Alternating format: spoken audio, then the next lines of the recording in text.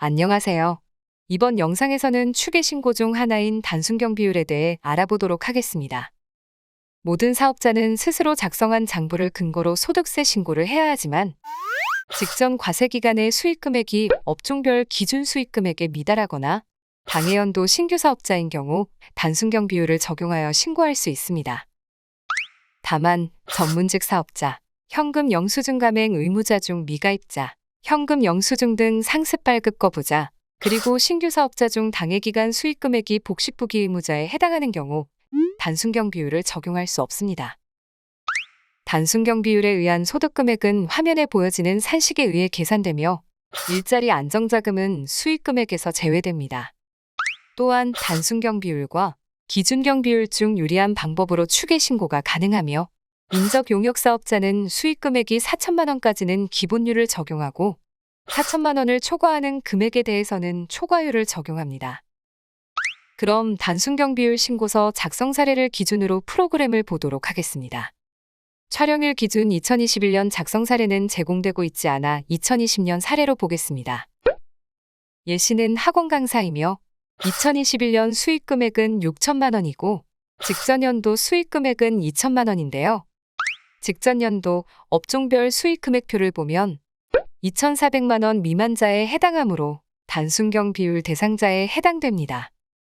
원천징수세액은 180만 원이고 부양가족은 소득이 없으며 국민연금보험료는 연간 60만 원 납부한 것으로 확인됩니다. 그럼 이 작성 사례를 가지고 프로그램에 입력해 보겠습니다. 메뉴는 세액계산 및 신고 탭, 종합소득세 추계신고에 종합소득세 신고서 단순경 비율 연금 기타입니다. 이 서식은 단순경 비율 적용 사업소득만 있거나 단순경 비율 적용 사업소득과 연금소득 또는 기타 소득이 함께 있는 경우에만 작성합니다. 소득세법 시행규칙 별지 제40호 서식이 개정되어 근로소득이 추가되었습니다. 프로그램에서도 개정된 서식을 반영하여 추후 업데이트될 예정입니다. 먼저 상단의 기본사항과 인적사항은 직접 입력이 가능하지만 상단 세로 불러오기를 클릭하면 회사 기본사항 등록의 정보가 반영됩니다. 그리고 이 메뉴는 종합소득세액의 계산, 사업소득명세, 연금소득, 기타소득명세 탭으로 구분되어 있는데요. 먼저 사업소득명세 탭을 보도록 하겠습니다. 1번 사업소득명세의 첫 번째 라인에는 상단 기본사항에 입력된 정보가 반영됩니다. 그리고 첫 번째 라인은 수정 또는 삭제를 할 수 없는데요. 수정이 필요한 경우에는 기본사항에서 직접 수정하거나 회사 기본사항 등록에서 정보를 수정하고 새로 불러오기 하면 됩니다. 58번 소득구분 코드는 수정할 수 있지만 32번 주택임대를 선택해야 하는 사업자라면 종합소득세 신고서 또는 종합소득세 신고서 분리과세 소득자용에서 작성해야 합니다. 60일 단순경 비율은 업종 코드에 해당하는 일반율과 자가율이 반영되고 경비율에서는 일반율 또는 자가율을 선택할 수 있는데요. 단, 자가율을 적용할 수 없는 업종 코드일 경우에는 변경할 수 없습니다. 그럼 작성 사례에 당해연도 총수익 금액 6천만 원을 60번 총수익 금액란에 입력하겠습니다. 그럼 62번 필요경비는 해당 사업자가 인정용역 사업자이기 때문에 일반율과 초과율에 따라 계산되는데요. 4천만 원까지는 일반율이 적용되고 4천만 원 초과인 2천만 원은 초과율이 적용되어 필요경비가 계산됩니다. 총수익 금액에서 필요경비를 차감한 금액이 63번 소득금액에 반영됩니다. 이렇게 학원 강사 소득을 입력해 보았는데요. 사업소득 중에서도 연말정산 대상이 되는 보험설계 소득도 있다고 가정하에 추가로 입력해 보겠습니다. 두 번째 줄에 상호와 소득 구분 코드를 입력하고 업종 코드는 940906 보험설계로 입력합니다. 그리고 57번 사업자 등록번호는 필수값이기 때문에 반드시 입력해야 하는데요. 그럼 사업자 등록번호가 없는 미등록 사업자는 어떻게 입력해야 할까요? 미등록 사업 업종에 해당한다면 사업자 등록번호는 000-00-0000부터 끝자리 29까지 순차적으로 입력이 가능합니다. 만약 업종 코드가 다른 미등록 사업이 2개 이상이라면 사업자 등록번호는 중복되지 않게 입력해 주셔야 하는데요. 첫 번째 라인의 성실학원에서 0000으로 입력했으니 00001로 입력하겠습니다. 그리고 60번 총수익 금액을 입력하면 필요경비와 소득금액이 계산되고 종합소득세액의 계산 탭으로 이동하면 복수소득으로 표시됩니다. 이렇게 입력이 되었다면 60번 총수익 금액의 합계금액은 종합소득세액의 계산 탭의 총수익 금액에 반영되고 총 필요경비는 62번 필요경비 합계금액이 반영됩니다. 다음 2번 원천 납세조합 징수세액도 입력해 볼게요. 상호와 사업자 주민등록번호, 원천징수 또는 납세조합 징수금액을 입력합니다. 이때 사업자 번호는 홈택스에서 유효성을 검증하기 때문에 잘못 입력하거나 공란을 입력할 경우 오류 검증 대상이 되기 때문에 반드시 정확하게 입력해 주셔야 합니다. 이렇게 입력을 하게 되면 종합소득세액의 계산 탭에 53번 원천납부세액에 반영됩니다. 다음으로 연금소득 기타소득명세 탭도 살펴보도록 할게요. 66번 소득구분에서 4개의 코드를 선택할 수 있는데 66번 연금소득으로 입력해 보도록 하겠습니다. 소득의 지급자 정보를 입력하고 70번 총수익 금액을 입력하면 연금소득의 필요경비 계산식에 따라 한도 900만 원까지 자동으로 필요경비가 계산됩니다. 소득금액까지 계산되었다면 원천징수세액에는 소득구분 코드가 66번 연금소득일 경우 총수익 금액의 37% 이내로 입력하고 60번, 61번 기타소득일 경우 총수익 금액의 31% 이내로 입력해 주시기 바랍니다. 이렇게 작성이 되었다면 총수익 금액 필요경비 원천징수세액은 사업소득명세와 동일하게 종합소득세액의 계산 탭에 반영됩니다. 총수익 금액과 총필요경비, 종합소득금액이 반영되었으니 소득공제의 인적공제부터 보겠습니다. 부양가족을 입력하기 위해 소득공제 신고서를 별도로 작성하는 분들이 많은데요. 단순경비율 적용 소득만 있는 경우에는 소득공제 신고서는 작성하지 않으며 인적공제 역삼각형 아이콘을 클릭하여 본인 등 부양가족 내역을 입력할 수 있습니다. 먼저 연말정산관계는 하단 메시지를 참고하여 입력할 수 있고 성명부터 주민등록번호까지 입력합니다. 그리고 기본공제, 추가공제, 세액공제는 자동 체크되지만 실제 공제 여부는 확인하여 수정해 주셔야 합니다. 작성 사례에서 배우자와 자녀는 소득이 없기 때문에 기본공제가 가능하고 자녀는 20세 이하이기 때문에 자녀의 체크된 상태로 두겠습니다. 추가로 단순경비율 적용 대상자로서 장애인 증명서를 제출하는 장애인이 직접 경영하는 사업에 한해서만 단순경비율 20%를 가산하여 필요경비를 적용할 수 있는데요. 해당 산식에 의해 계산되며 소수점 둘째 자리부터는 절사를 합니다. 그럼 프로그램에서는 어떻게 반영되는지 보겠습니다. 성실학원의 일반율과 자가율을 보면 좌측만 활성화가 되어 있고 우측은 비활성화되어 있는데요. 인적공제 입력창에서 장애인 란에 아래 메시지를 참고하여 입력하고 사업소득명세 탭을 다시 보면 좌측은 비활성화되고 20%를 가산한 요율이 우측에 반영되어 나옵니다.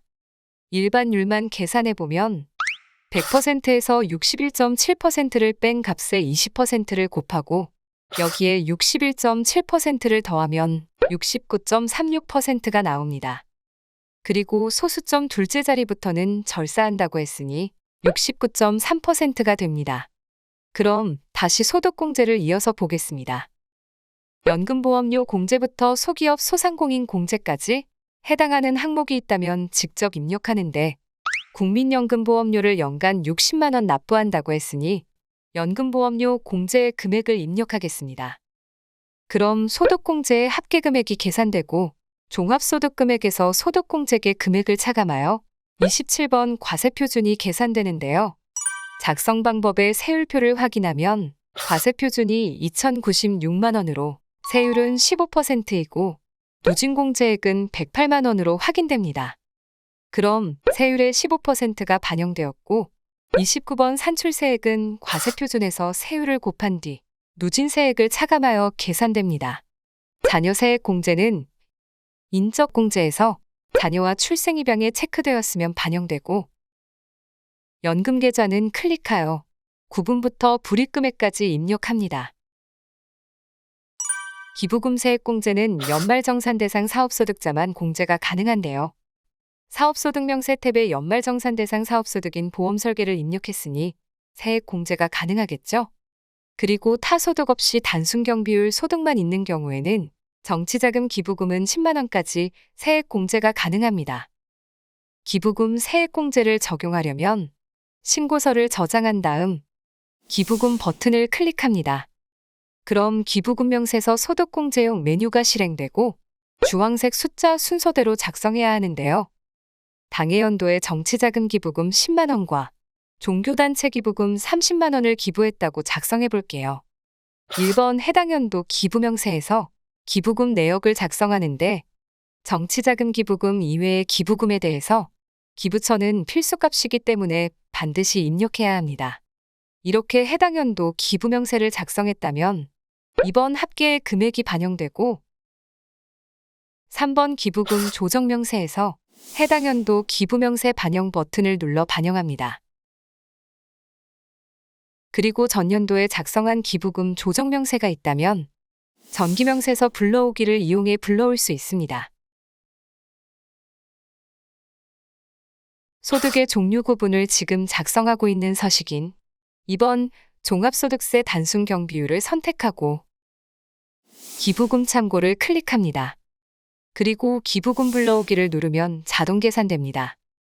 앞에서 알려드렸던 것과 같이 기부금 세액공제는 연말정산 대상 사업소득자, 보험모집인, 방문판매원, 음료품 배달원으로서 간편장부 대상자만 가능하다고 되어 있으니 이 부분 다시 한번 기억해 주세요.